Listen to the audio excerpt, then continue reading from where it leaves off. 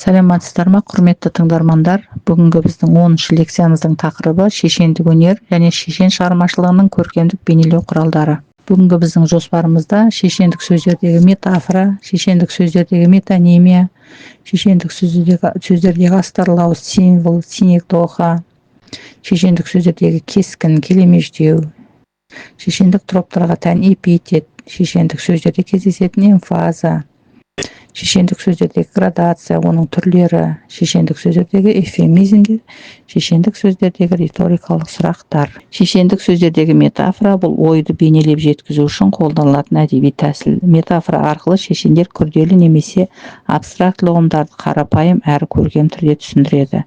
Бұл тәсіл тыңдаушының көңілін аударып, олардың назарын негізгі идеяға бағыттауға көмектеседі.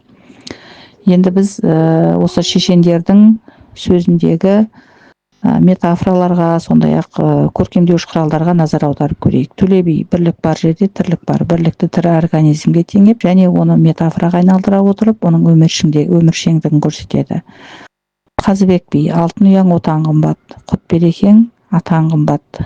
Отан мен ата-ананың адам өміріндегі орны бейнелі түрде берілген. Әйтеке би, суалмайтын көл жоқ, қайқымайтын сөз жоқ. Өмірдің өміршеңдігін тұрақсыздығы теңеу арқылы жеткізген. Шешендік сөздердегі метафоралар тыңдаушының эмоциясына әсер етіп, сөздің мазмұнын терең түсінуге ықпал етеді. Шешендік сөздердегі метонимия. Шешендік сөздердегі метонимия белгілі бір құбылысты, затты немесе ұғымды оған тығыз байланысты басқа бір сөзбен ауыстырып айту тәсілі.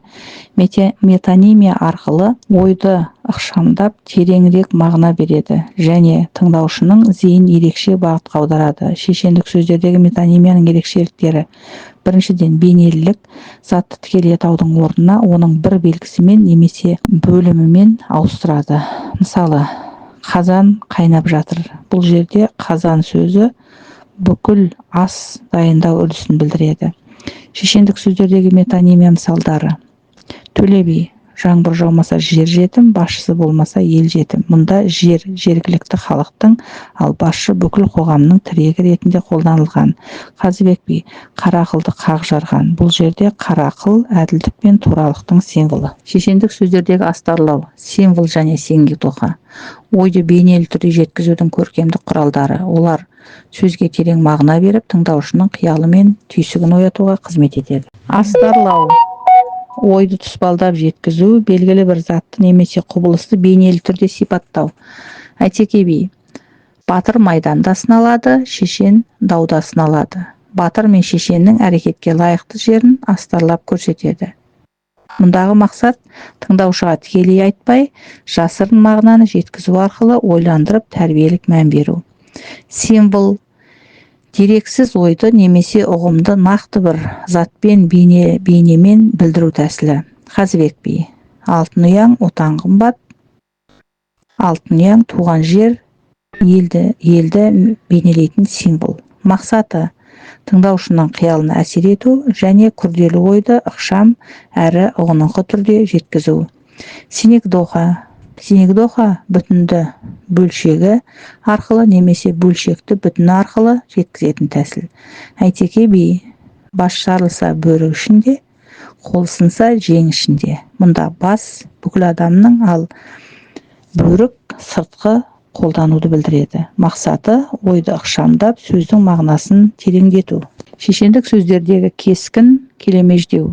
Кескін, қарсыласа немесе айтылған ойға қарама-қарсы мәнді пікір білдіру арқылы әжуалау. Мысалдар: Әйтеке би, жалған сөзден жалқау іс артық. Жалқаулықты мақтау сияқты көрінгенмен, бұл жерде жалқау адамның пайдасыздығын әжуалайды. Келемеж, қарсыластың кемшілігін немесе оғаш қылығын тура және ащы мысқылмен сынау. Мысалдар: Төле би, біреудің мінін көргенше өз мініңді түзе. Бұл жерде өзгені сынап жүрген адамның өз кемшілігін байқамайтындығын келемеждейді. Шешендік сөздердегі эпитет, сөздің бейнелілігін арттырып, ерекше сипат беру үшін қолданылатын көркемдік құрал. Бұл тәсіл шешендік өнердің мазмұнын байытып, тыңдаушының қиялына әсер етеді. Эпитеттер арқылы шешендер заттың, құбылыстың қасиетін айқындап, оған эмоциялық реңк береді. Шешендік сөздердегі эпитетке мысалдар: Төле би, ақылды ел азбас, арлы ел тозбас. Ақылды және арлы сөздер халықтың рухани байлығын бейнелейді. Қазыбек би: алтын айдаһарлы ұл туып, алтын айдарлы ер өсір. Алтын айдарлы эпитеті елдің ер азаматының мәрттігін, асыл қасиеттерін көрсетеді. Әйтеке би: құтты қоныс, қасиетті жер, туған жердің құндылығы мен киелілігін көрсететін эпитеттер. Шешендік сөздердегі эмфаза ойдың маңызды бөлігін ерекше атап көрсету үшін қолданылатын көркемдік тәсіл. Эмфаза арқылы шешен тыңдаушылардың назарын қасиетті сөзге, ойға немесе тұжырымға аударып, оның мәнін күшейтеді. Шешендік сөздердегі градация ойдың әсерін күшейту үшін сөздерді немесе сөйлемдерді белгілі бір ретпен, көбіне күшейткіш немесе әлсіреткіш бағытта орналастыру тәсілі. Градация түрлері: күшейту, әлсірету. Күшейту градациясы сөздерді немесе ойды маңыздан маңыздылыққа қарай реттеп жеткізу. Мақсаты тыңдаушының назарын біртіндеп күшейтіп, негізгі ойды эмоциялық шыңына жеткізу. Әлсірету градациясы сөздерді немесе ойларды керісінше маңыздылықтан аз маңыздылыққа қарай орналастыру. Мақсаты тыңдаушының назарын біртіндеп негізгі идеяға жұмсарту. Шешендік сөздердегі эвфемизмдер әдепсіз, дөрекі немесе жағымсыз естілуі мүмкін сөздерді немесе ұғымдарды жұмсартып, әдепкі немесе бейнелі түрде жеткізудің тәсілі. Әдепті түрде жеткізеді, болмаса соны бір бейнемен бейнелеп жеткізеді. Шешендік сөздердегі эвфемизмдер, оған мысал келтіретін болсақ, өлімді жұмсарту үшін бұл дүниеден озды, топырағы торқа болсын, қайтыс болған адамды құрметпен еске алу арқылы осындай эвфемизмдер айтылып жатады.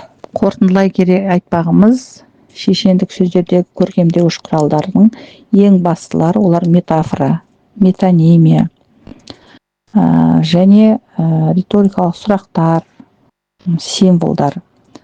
Сонымен қатар бұл жерде тағы да басқа троптарды атап өтуге болады. Біз оны жоғарыда айттық. Тыңдағандарыңызға рахмет. Бүгінгі лекциямыз осымен аяқталды.